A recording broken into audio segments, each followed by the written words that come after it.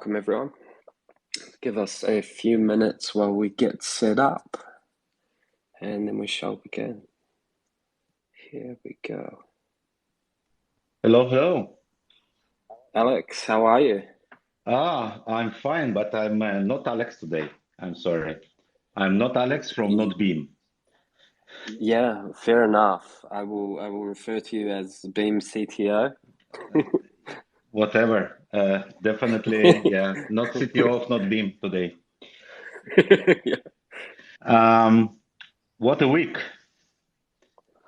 Yeah, a crazy week, and even by crypto standards. Even by crypto standards for sure.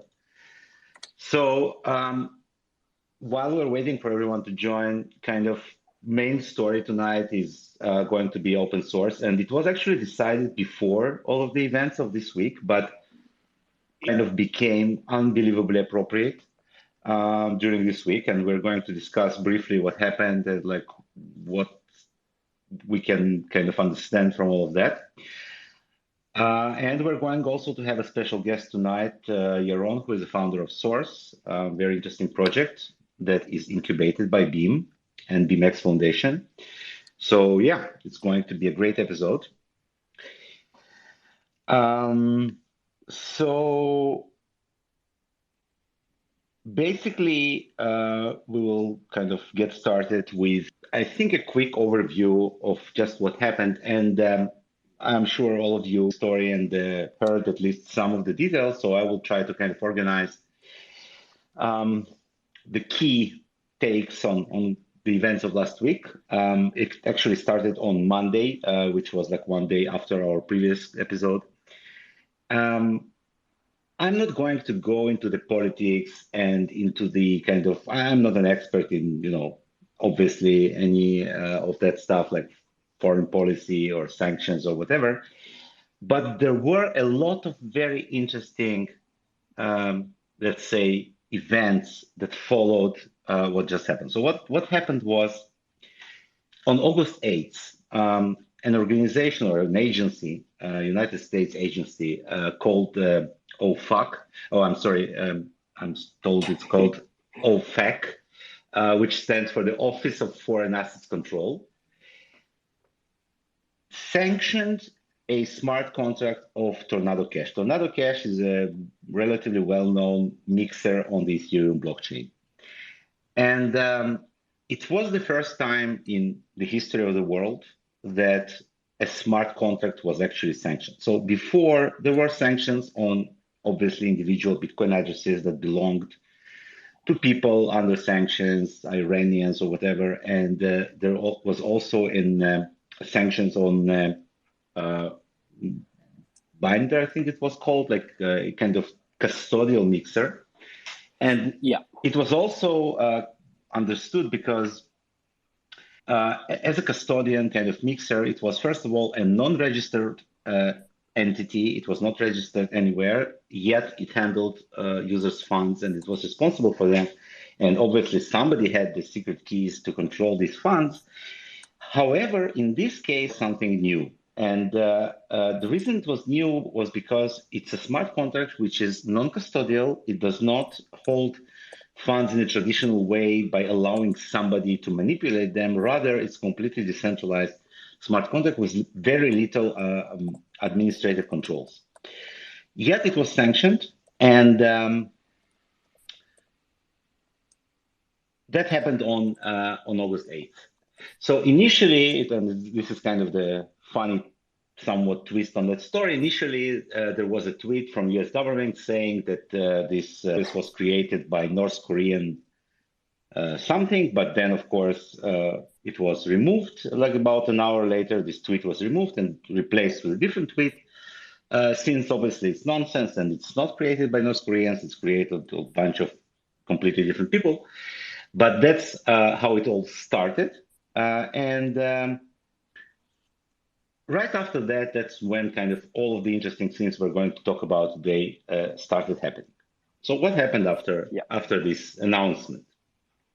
So first of all, Circle, which as you know is responsible for USDC stablecoin, uh, blocked all like movement of USDC funds to these addresses that were sanctioned.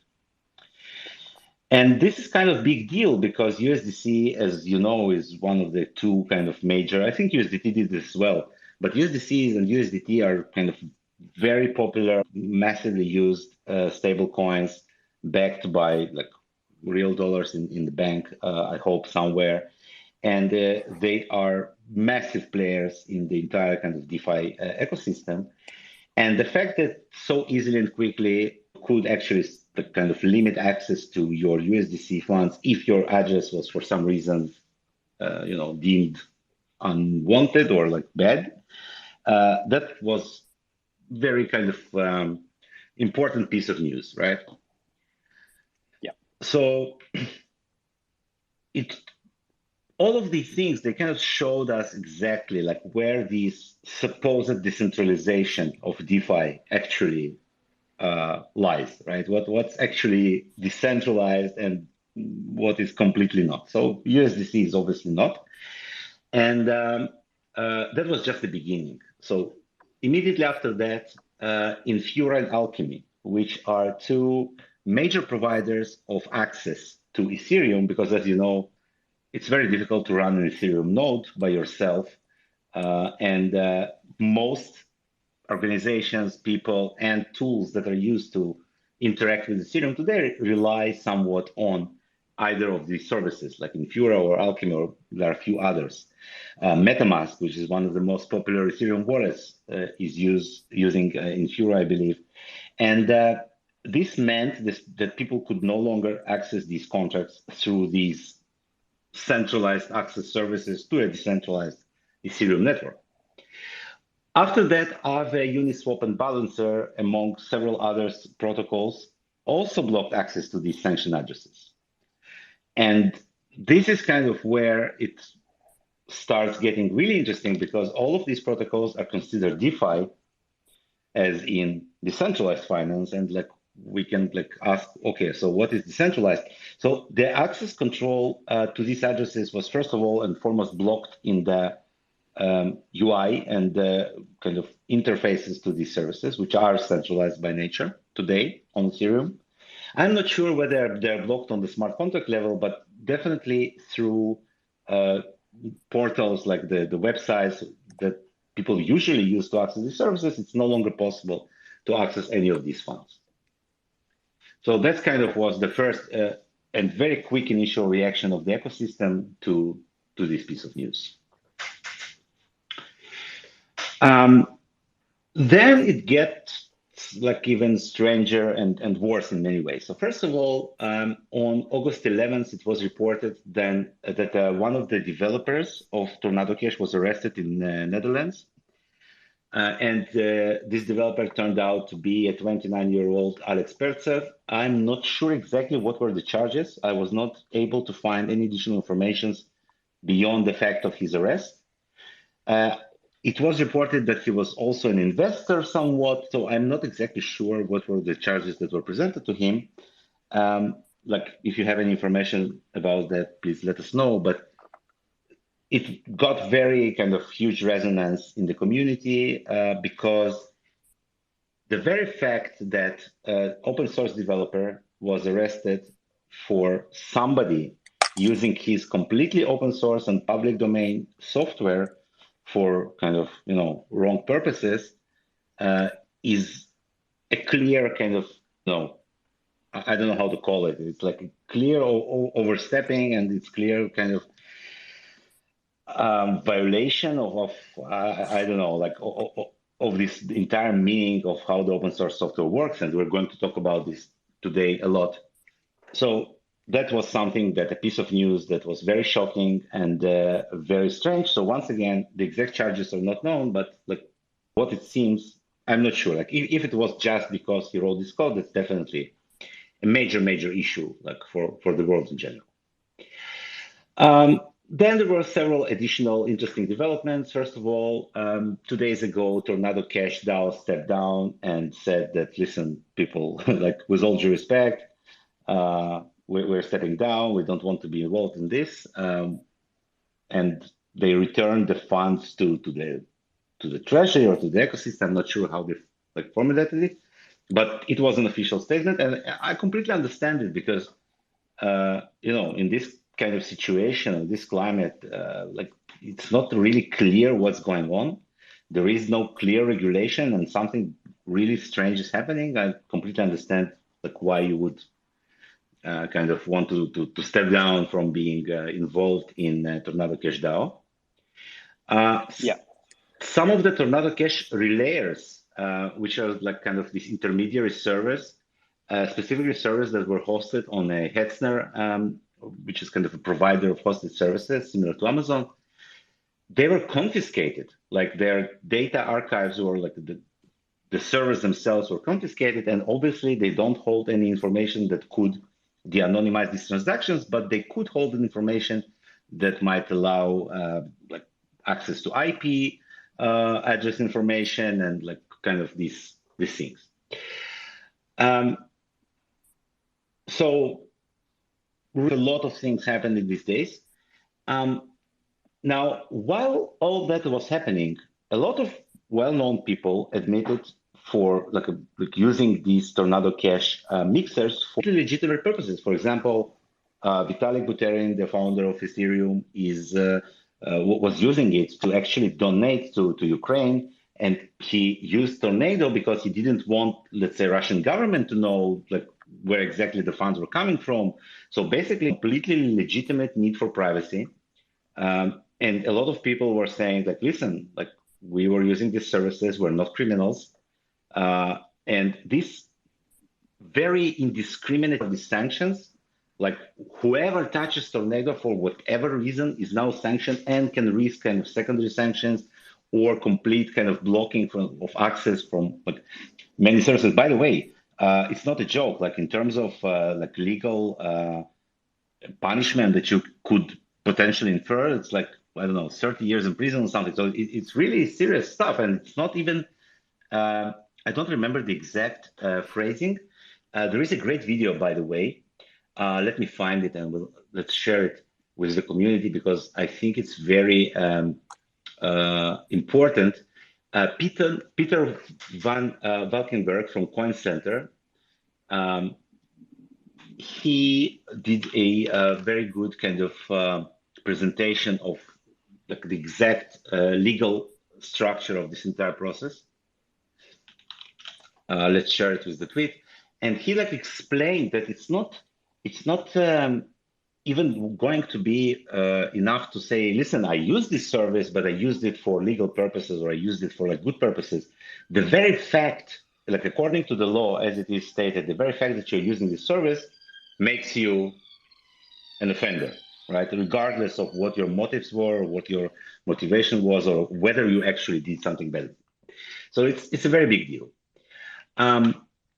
Now, at the same time, once like the sanctions were in effect, obviously some people admitted to using the service before the effect, but after the sanctions were in effect, someone, I'm not sure exactly who, had a lot of kind of like 0.1 Ethereum coins that were mixed through Tornado.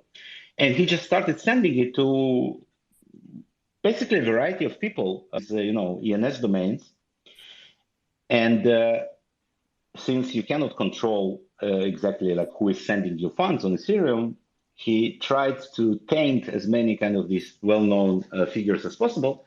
And he partially succeeded because these people that received this 0.1 ETH from that guy, they suddenly started to being blocked from accessing like decentralized financial services like Aave, DYDX, etc. Because actually they had funds that were mixed to Tornado, even though somebody just sent it to them like as I don't know, as a joke, as a protest, like as something that they clearly had nothing to do with that funds. Yeah, and like I was listening to talk about this, and it looked like the guy that was doing it was going through like the D Bank or one of these trackers of like the wallets and this kind of stuff, going through the list of like the top wallets on D Bank and sending it to all of the people there. Yeah, like makes sense and clear Yeah, exactly because first of all, decentralized, like the central, the services that are blocking access to everyone, like who is somehow related to these addresses. I understand their policy. They don't want anything to do with it, right? They're staying away from it, and they're saying, I don't know, like somebody sent it to you, you did that. I don't care. I'm just blocking the address, and that's it, like Yeah, automatically. yeah, So obviously there was like a major, let's say, kind of problem way that was executed because it either like implied like not incomplete understanding of how this ecosystem works. And I'm not sure exactly like where this is going to go. Obviously, we just kind of now starting to, you know, see what is going on. Like after the initial dust settled, and there was a lot of talk about it on Twitter, and the whole ecosystem was shook by this event. And yeah, so there was like a lot of different reactions, right? So the first of all, a lot of people took it as an attack on privacy in general. Um, and like I'm not sure the intent of this move, but it certainly seemed that way because like kind of the approach that was taken is like we don't care what are the uses of this specific privacy tool, whether they're legitimate or not. We just don't want any of it, right? So that's how it seemed from outside. yeah. Yeah, I mean, like the very interesting aspect, and this was mentioned earlier, is that it's the first, or at least one of the first examples where like a smart contract or a technology has been sanctioned itself. And at the time, many people were making jokes about like the other stuff that with a similar kind of reasoning could be sanctioned, and I mean it would be like you'd have everyone sanctioned if you were sanctioning technology or like things that had been Oh used yeah, by yeah. criminals. Yeah, Yeah, so there was a lot of great tweets about like how a company manufactured kitchen knives was sanctioned because somebody, I don't know, stabbed someone or like yeah, there was a lot of kind of talk about that on Twitter. And by the way, that's also kind of an interesting part of the story. Some Twitter accounts started to be shadow banned. I don't exactly have the logic there, but definitely some of the accounts that were talking a lot about this move, and obviously not in a very sympathetic way, became shadow banned. You can not find them in the suggestions. You can not access the owners of these accounts. Like if you're actually typing, their username with like trying to reference them, it does not transform into a link anymore, right? You yeah, cannot mention them in your tweets, mm, which is very strange. I have never seen anything like that. But it's a fact. Like I saw it happen, and uh, some of the Twitter like that were talking a lot about security in general moved off Twitter right now. I think CIA officer is one of the popular accounts that I'm following. Moved to Telegram right now, so kind of there is something strange happening in Twitter as well. But yeah, a lot of people obviously said, listen, if you are going this way, then basically any company that manufactures, I don't know, firearms, any company that manufactures even a hammer, right? You can take a hammer and you can, yeah, hurt someone. So why don't yeah. you sanction that? It's And completely, yeah. yeah, and one of the best examples that I saw was the guys that are printing out all the cash. I mean, this is criminals like go to for transacting, and it has great privacy, and this is often why it's used. And here we are with a similar thing, and very Ah, different kind of outcome. yeah, strange. I thought they were all in jail already. Yeah, All of those cash printers. Um, yeah, so that's obviously like it's a mess. yeah. Um, I see some questions or like anyone wants to say something before we move on a little bit? Yeah, if you do have any No? questions throughout, Yes. just raise your hand and I will bring you up Um, to speak. okay, so while all of that was happening, there was another really, really kind of important thing that happened at the same time. Yeah, This project was up where it was hosted. Not only was it removed, first of all, it was removed like immediately, right? Like I heard the news on like same day, maybe next day after it happened, on August 9th, and at the same time I heard that the project was.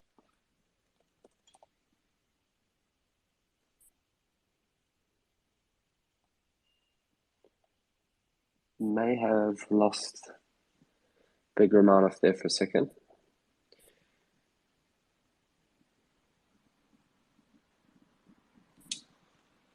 Give us one moment.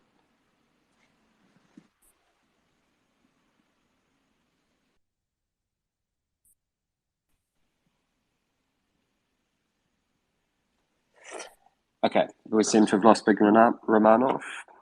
He will be back.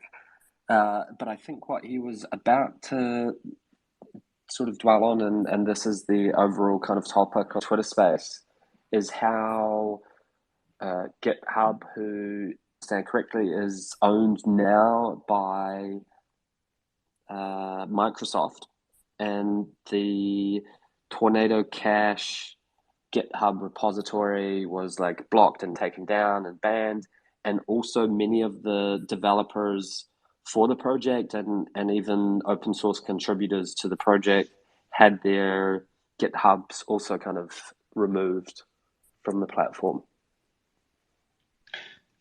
Yeah, I think I got disconnected somewhere in the middle of my emphatic speech. Yeah, right at the point where you were mentioning about GitHub taking down Tornado Cache repositories, an account, I think. Gotcha. Yeah, so what was kind of strange at that like junction that first of all it happened very quickly. It happened like almost immediately. And the second is big deal for like this entire idea of open source. Open source is, as you know, is protected under free speech laws, like wherever you have them. And code is a form of speech, and hence open source, like general code, is not supposed to be censored that way. Especially considering that not only is direct censorship prohibited, but also kind of the idea of like shutting down and quieting, and trying on specific forms of free speech is also considered like illegal, right? Okay, yeah. So, like in my opinion, uh, it's a very kind of very big problem when GitHub, which is one of the biggest repositories of open source code in the world, I think today, if not the biggest, uh, is doing this like kind of without any regard and without any kind of warning or basically just that's it, no code for you, right? It's a big issue, and in addition to that, like in general, open source changed the world, right? Over the last, I don't know, many, 40 at least years. Most of the internet, as we know it today, most of the software is based on open source projects, which range from an Apache web server, and in general, the Apache Foundation, which is one of the biggest foundations that produces open source software. And all of these software runs on Linux, which is in and of itself an open source and one of the most important ones and very well known. So the amount of open source tools, operating systems, servers, like in general, different types of software that are used widely today all across the world and powering the kind of essential infrastructure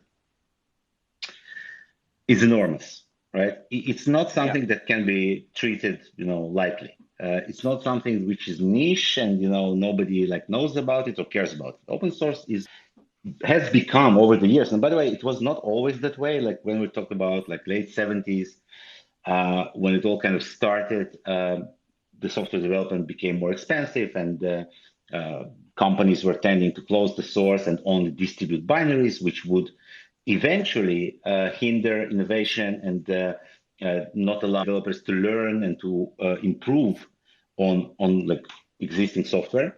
So the move to the open source, first of all, it's not something that was kind of taken for granted. It's a long battle that was fought for and by many people, Richard Stallman among them. And I'm not like we're not going to discuss obviously the entire history because it's a very long topic for another day. But Yeah. uh, it's very important subject that like definitely can kind of removed or just canceled because like this project specifically you don't like it, somebody uses it badly for some reason like it's a big deal. Mm. I mean, we would be left with very little if everything that had been used badly was banned. I totally agree, right? So by the way, the entire kind of topic of encryption and PGP, there were a lot of battles around these subjects over the years, Yeah. and we definitely don't want to go back on that regard, No. right? Yeah, so Yeah. that's not our goal at all. And one of the questions that kind of immediately comes to mind is like, what can be done about this, right? What is different today? What can we do in order to make open source better and more freely distributed than it is today? Obviously, when it is hosted on GitHub. And with that topic in mind, we will introduce Yaron. Hi, Yaron. Hi. How are you doing? Hey, Alex. Doing Not good. Alex. Doing good. Not Alex today, but I'm fine. Yaron is the founder of a project called Source, and this project is incubated in Beam. And tell us what it is, Yaron. Thanks. So, Source is a Web3 native, meaning decentralized software development platform where at the core, all of the contributions, meaning your source code and all of the metadata associated with software development, are stored on chain, meaning immutable, and so resistant to everything that we've just seen GitHub, Microsoft doing to Tornado Cash and its developers, but also because everything's stored on the blockchain, the kind of source of origin, source of truth for that specific creation um, is is also always known, and you don't need to rely on a centralized entity to uphold the truth. Um, this enables a cascade of future kind of services, or rather licenses associated with open source, and maybe a shift in how open source code and open source developers are compensated for creating this code, which I mean, open source code is and should be synonymous with public goods, and so that's part of what Source is doing. Um, that sounds very interesting. Obviously, I'm also involved in this project, so I won't pretend like I don't know about it and I'm for the first time. But can you explain like to our great audience a little bit more about like how like what role does the blockchain play here? Like obviously you cannot store all of the information on the blockchain, but what is the role of the blockchain? Yeah, so obviously, I mean, we're using IPFS, and in the future, we'll also roll out additional integrations with other storage providers. Um, but at the essence, the the use of blockchain is for a source of truth, and to make it fully decentralized outside the control of any entity. Let's just take this latest Tornado Cash example. So Microsoft, that owns GitHub, whether they were called by the government, subpoenaed or not, is irrelevant. They have a massive business to uphold, and from their perspective, deplatforming, deleting the source code for Tornado Cash and the developers that were associated with it was a no-brainer. The fact that they had the ability, the control to create that deplatforming, that in itself is the problem.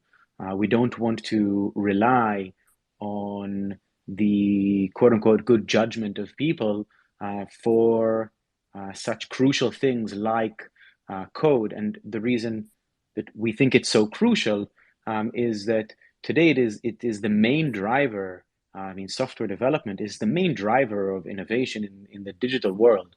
And if we then look a step deeper and look at everything that's classified today as Web3, and the speed of innovation within this sector is really dependent on the building blocks being being open source, right? The composable nature of that is a proponent of innovation, because once you've solved the problem and published it, the rest of the world can solution without wasting time in resolving it.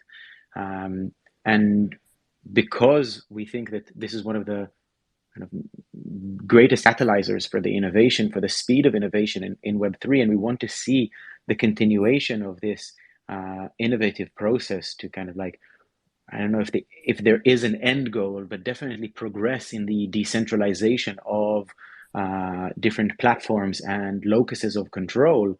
The need for a platform that enables immutable hosting of your code is crucial. And right now, GitHub does not, or other Web2 providers are not answering this need. And so that was the impetus for creating Source. So from my like kind of point of view, I see like several issues here, like that, in my opinion, need to be kind of addressed. One of them is what you mentioned, right? Like when somebody publishes open source kind of product or software, one way or the other, it does contribute to kind of overall development of this ecosystem, right? So it makes no sense to censor it. First, people will find it anyway, right? They will find backups, like something will happen, like it was published already, like you cannot undo it anyway. And also it's important to provide this, freedom to contribute, which should be protected, as it like definitely should be protected under like free speech or any other laws. Because otherwise, okay, so today the government doesn't like this, and tomorrow another government from another country doesn't like that, and we start to go into this cycle of like which software is more or less liked by government, and it's going to be a nightmare. And inevitably, it will stifle innovation. It will make developers scared to commit their changes or to commit the technology. By the way, one of the interesting topics that I'm sure will be talked about in the near future, we will probably talk about it next week, is what does it mean for, like, let's say, zero knowledge layer twos on Ethereum, right? It seems that in the current kind of climate, or if we take this approach to, to the next step, they cannot exist in a decentralized way. Zero knowledge means that you have kind of obfuscation by default of the information that was included in that transaction. Like, how can you censor it? So the validator, like if we're talking about the upcoming merge of Ethereum network, how can the validator sign on the block if he doesn't know what kind of transaction was included by the ZK aggregator? Actually, the point you're touching is even more significant, I believe, than what you just mentioned, because even in post-Ethereum, in post-merge Ethereum, the block builders and validators, with even not using ZK in kind of like regular form mainnet, don't have knowledge about what transactions are in that block before signing the block. So they only know what they've signed after the matter, and that's actually a very big issue with its currently being brought to light with basically the Treasury OFAC putting a piece of technology, a piece of code on the SDN list. Yeah, you're right. That's interesting to know. Because of the MEV boost, there is like a separation between whoever signs the block and the producer, like the builder. I didn't think about that, but you're correct. It doesn't even have to be zero knowledge. Yeah, it's a scary world when this is the slippery slope that's now being opened up. something I wanted to comment about, something you mentioned before about like what was their motivation to do it? Did they like fully think through the implications? And to be honest, if I had to make a bet, I would say that this was a kind of turf war move between the Treasury and other departments who gets to govern crypto. And I actually don't think that the full extent ramification of what it means to sanction a technology and what that precedent enables for the future of government obfuscations or prohibitions of other technologies down the road. Yeah. No, we will definitely see kind of a lot of interesting things that will, I wouldn't say like kind of come out of this move, but it's opened up a very big Pandora's box for sure. By the way, speaking of Source, could you tell us like which networks it will be possible to use Source on? Is it going to be Beam or like any other networks? Of course. So the first network that Source is supporting, or rather, that the first network that is supporting Source is the Beam network, and we actually have a an alpha version currently running on the Beam network. We're in parallel also building EVM compatibility. In its end goal, Source looks at itself as chain agnostic, so that users or clusters of users can decide on which chain, through which chain they kind of connect to the system and utilize the system, while as different users might have different needs. But until we get there, we're currently supporting Beam. In the very near future, we'll support EVM chains. Yeah, and looking to probably three to 4 months from now, being in a position to launch an open beta, so that everyone can come and play. No, that's very nice. So obviously, being a non-Beam, non-CPO, I would like to mention that you will also be able to have complete privacy and have different profiles which are not linkable to each other, right? Yeah, one of the so I think the two big benefits currently that the Beam network enables Source users who choose to use it on the Beam network is one, the identity management, as you mentioned.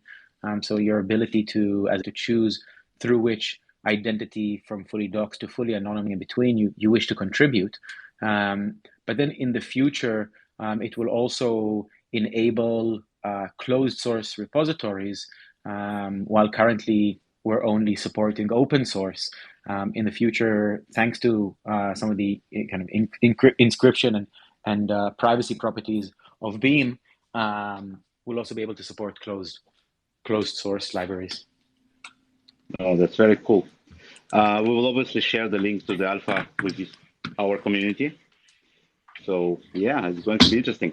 Does anyone have any questions, by the way? Anyone like has any comments, questions? You're always welcome. Just so you know, just request to speak and we'll let you in. Cool. Gus, do you have any questions? I have a question, and this is more just a curious question as to kind of what you expect with Source. And the question is, do you expect most of the initial projects and protocols that utilize Source for their development software, do you expect them to come from within the crypto and Web3 kind of space? Or do you think that they will come from outside of crypto, or both? Great question. Thank you. So we believe that our earliest adopters are going to be Web3 native developers. Um, and that's also our focus in terms of how we're kind of structuring rewards and the entire onboarding process. I think that the things are already kind of first nature for Web3 native developers. And so from Source's side, there less explanation is needed. And I think that kind of stepping a few steps further, like expanding into the vision a second, we think that the Web3 world, which the way we look at it is everything that through which every service you connect to with your wallet, rather than any other form of ID. So the connected wallet world, we think will eat all other forms of web over time, and so over time, as more and more developers step into working with and in interacting with different types of blockchain technologies and different networks, then we will be onboarding hopefully them also. So it's important to really emphasize the fact that um, decentralized identity, data ownership, and like the fact that you are the one who owns your data instead of like Web2 centralized service, which, as we can see, cannot be really trusted with your best interest. Uh, all these are like crazy essential to, in my opinion, to like in general to the process of open source development in the future. And now that we have blockchain technology that allows us to implement these things using proven methods that work, because after all, the Tornado Cash smart contract is still running, right? The front ends are blocked, the addresses are blocked. So we do see a lot of benefits in this technological infrastructure of blockchain that really does allow for a lot of improvements over the current structure of like where you just put your data on somebody else's server, where you don't know what's happening to it. This shift in this paradigm shift in how we treat our data, I think this is like one of the cornerstone aspects of why this project is important, in addition to all of the rest. And like in general, this is one of the kind of important points that Web3 movements brings to this world, right? Absolutely. Yeah, I want to add one thing into that, and also tie this into the previous question about like, first our earliest adopters. In part of this vision where you can connect wallet to utilize any service, then that has a secondary effect, which is the need for new forms of on-chain identification that are, for example, not Google, Facebook, or government ID.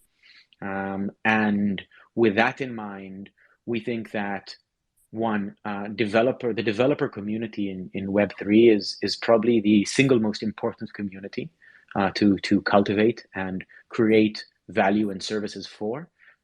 And in line with that, what Source intends to do is generate a form of on-chain reputation that is based on, or rather based off the contributions, professional contributions of developers. And then this form of identification, this on-chain reputation, we believe will actually a cascade of use cases down the line for different Web3 services. And kind of going back to looking at our earliest adopters, we believe that the people who understand this the best are the people building out these services today. And these are obviously the developer community.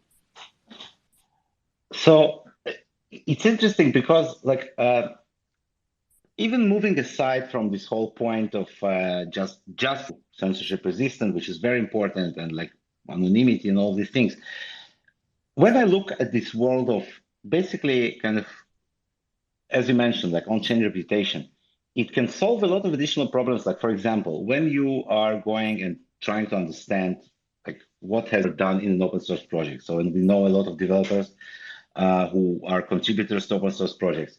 Theoretically, you could have just, looked at their repositories, whether they're on like GitHub, GitLab, or wherever, and try to understand how this person contributed to this project. But it's very difficult to do today because it's a software development. The commits are scattered along the timeline, and it's very difficult to understand exactly what this person has done. In today's world, if we take a look, let's say it's again, you have very little tools to understand contribution of a specific developer. So yes, obviously you have the amount of stars on the project, and you have the amount of forks, which is also a kind of type of recognition, like Bitcoin has like 60,000 forks, and I believe only a few of them were actually forked in order to make, meaningful changes. Most of them were like, oh, it's a cool project, I will fork it in like recognition. But when you are trying to evaluate a specific person's contribution to the project, it's very difficult to do. It requires a lot of knowledge. It requires going deeper into what this person has done. And we've seen a lot of examples of that.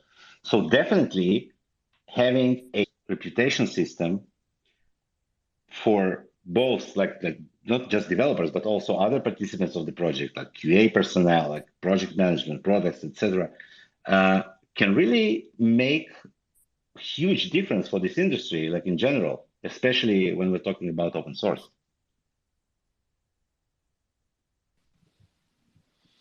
Yes, definitely. Yeah, that's going to be very interesting to see, and I'm really happy to be a part of that as well. So yeah, that's really cool.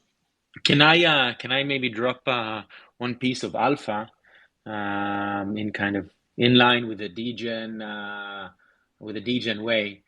So we source our we're going to be launching our Git Connect very shortly, which is the kind of like first initiative of connecting your GitHub to a source profile, and we're basically inviting everyone to come do it. The first announcement is happening here to the Beam community, and even non-devs can open a repository and do this and participate in building part of the Web3 future. And so we're going to be launching this Git Connect very shortly, definitely announcing it in the Beam community, and we're kind of looking forward to seeing all of you onboarding and getting some nice rewards for it. No, thank you very much. Very nice of you. This is very cool. And I wanna, as a non-developer myself, I wanna emphasize that like it's important, even if you're not like a developer or on a project or anything like this, to work on these kind of things, because they do really, it's opportunities that arise in crypto and Web3 and all kinds of things. I have my own GitHub profile, but I will definitely be moving to Source when it's opening up. Yep. Does anyone have any questions or remarks or anything? Or are we moving forward with our kind of discussion of future of open source? Which I think it really is. Like, this is the future. I think it must be. I have, if no one in the crowd has a question, I have Alexander, do you have a question? I see you waving. No, he was just waving hello. Okay. My question kind of relates to exactly that, the future of like open source development and this kind of stuff, and also very related to what we've been seeing lately.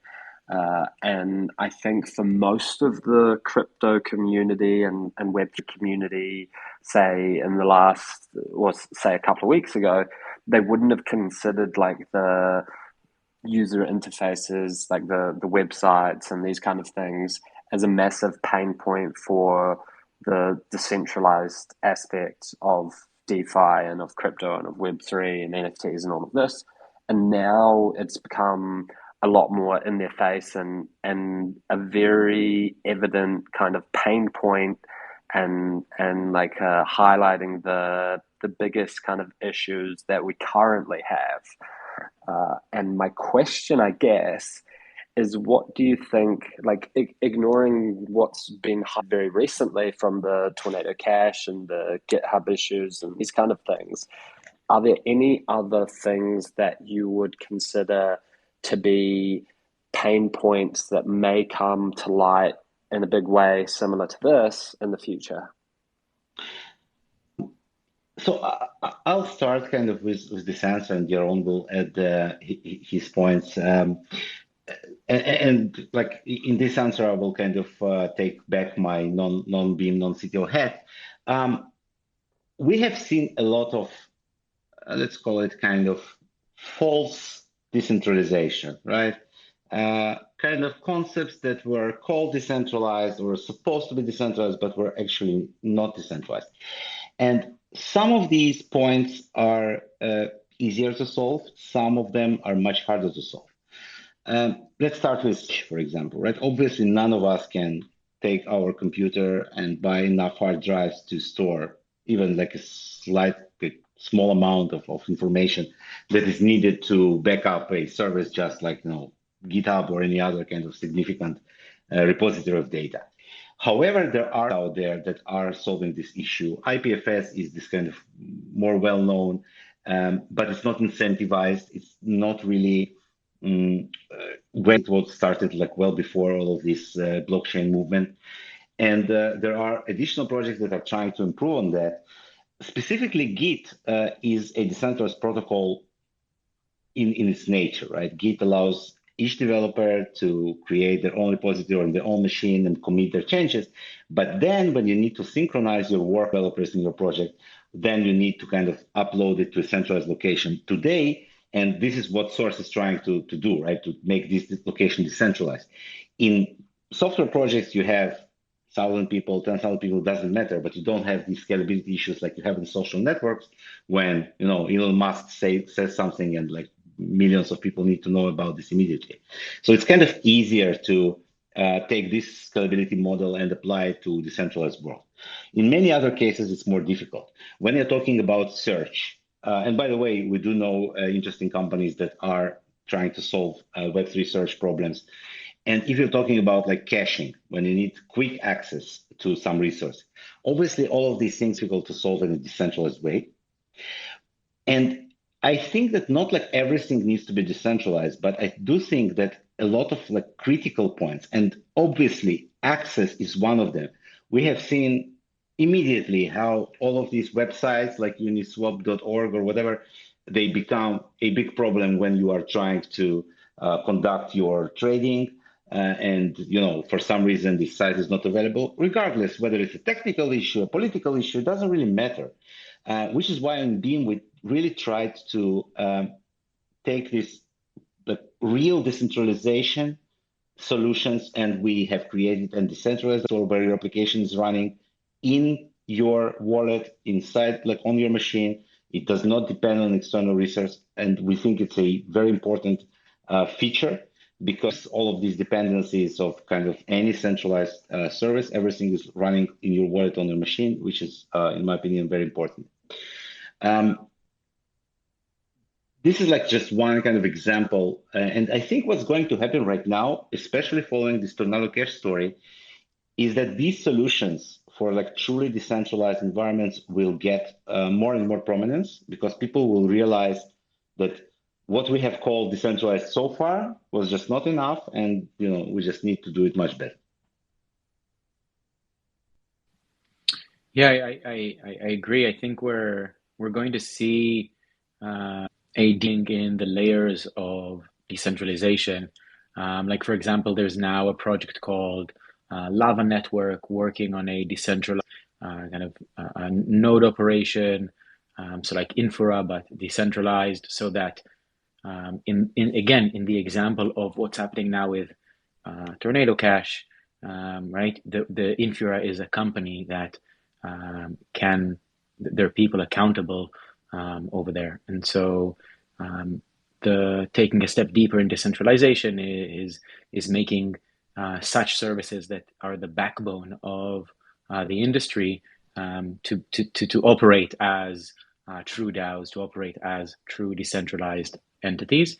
And I mean, obviously for us at Source, it's exactly that. It's making so that the instructions code for all of the infrastructure that we're building on all of these services on remains usable and immutable.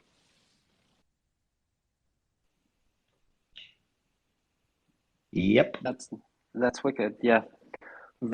Some very good points. And totally agree, Alex, with what you mentioned about not everything needing to be decentralized or not everything needing to be on chain and this kind of stuff. But it was very interesting and like a little bit disappointing for me at least how quickly like the just DeFi protocols were banning your wallets and addresses and this kind of stuff. Yeah, like that was one, I think, one of the things that really, you know, really kind of created this reaction in people, like all of these kind of DeFi and like all of this shouting about decentralized finance and decentralized this and decentralized that.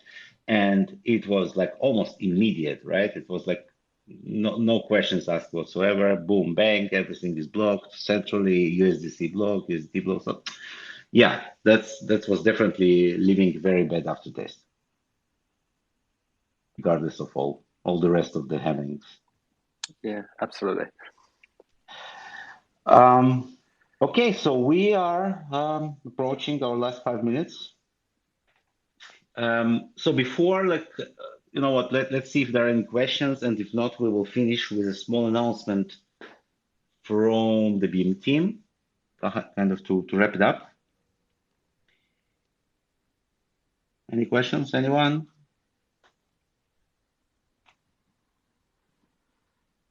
Okay. We Yeah, have so, yeah, we do. we have Zaduson may have a question. Hey guys, can you hear me? Oh, yeah, we do. Yeah. So first of all, it's super nice to be here and great conversation. Um, I wanted to ask you in those really troubling times, is there any attempt to organize not a counteroffensive, but some sort of a defense against those attacks on privacy? Because what's the things that are going on are like, they're super scary and the basics of privacy are attacked, and there are lots of projects in the space. uh, do you know about anyone trying to organize some sort of a resistance, legally, politically, or in any other way? So first of all, I hope you are talking to us from a non-extradition country right now. Absolutely. uh, so I like I didn't hear about any. So first of all, like there is a huge movement on Twitter and probably elsewhere about how privacy is normal. There is a hashtag, there is a manifesto, there is like everything that's trying to kind of at least advertise this absolute position that listen, privacy is not your enemy. It's not about breaking the law. It's an essential and basic human right. Like at least in this regard, a lot of people stepped up. A lot of people spoke out. Both people who have understanding in legal matters and in general, like community of crypto, and like a lot of people spoke up, which is very good, very good. However, at the same time, we do see a lot of kind of negative symptoms, right? Some Bitcoin developers stepping down, this specifically Tornado Cash crackdown, and the way it went down was very troubling. In general, the world right now is not in a good place, right? We have this war going on. We have a lot of kind of strange events happening. There's a lot of tension.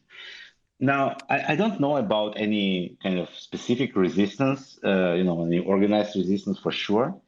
But that's exactly the problem is like, I don't really want to go deep into this topic, but it often happens that all of these kind of events, unfortunate as they are, they do uncover the real problems in how this space operates.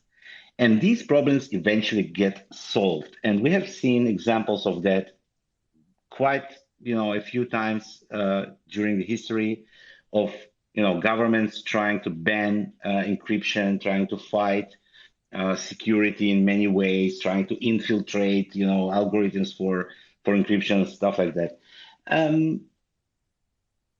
Eventually, like it didn't go that way, right? Eventually, we did progress. We do have much more privacy today on the internet than we used to have before. These things tend to improve. I don't think this Web3 movement in general, like decentralization, blockchain as it is, can be really kind of stopped or hindered by these attacks or attempts to, disrupt these privacy mechanisms. Yeah, so I think eventually this is the way of the future, and the regulation will have to adopt. Now, there is one important thing that we need to understand, that there is actually also a unique situation from the other side. Before the blockchains in general became popular, there was no such thing that you could just take a piece of software, publish it as an open source, and then somebody else could run it and make damage.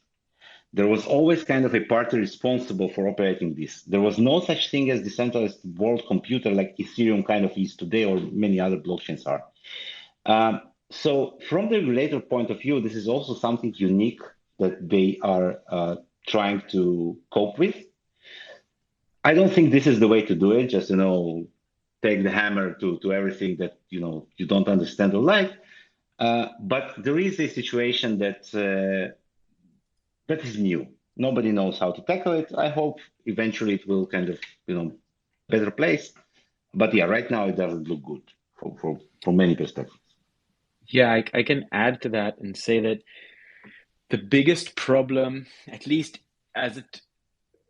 for people within the US and for any kind of action. So to overturn OFAC's decision, you would need there to be some kind of class action. But because of the nature of the SDN list, which is you can be classified as like an assisting accomplice to entities on that list. So any kind of legal battle against OFAC's ruling could actually result in that party being either added to the list or connected to the entity that's already on that list. And so that's an additional scare tactic that, in this case, OFAC is using to deter any public action against. That said, I really hope that someone here in the US pick up this battle, because fighting it from a First Amendment perspective, freedom of speech, could actually be a very effective path to fight this legislation. And I'll just add one last thing, in that a lot of people don't know that the people making these decisions in OFAC are not elected officials. They're appointed. It's their job. No one elected them to do this, yet they are severely impacting freedom of speech and other liberties for Americans, which essentially they shouldn't have the power to do. So hopefully someone does pick up the fight. Yeah, thank you very much, Yaron. So thanks everyone for attending this space. I think it's important, these topics, that we'll continue to discuss them, obviously, and we will also see how this story develops. So yeah, thanks for being with us. Check out Source, it's an interesting project, and we will see you next week. Thank you, everyone, and see you next week. Bye, everyone. Thank you for having me. Sure. Thanks, Yaron. Bye-bye.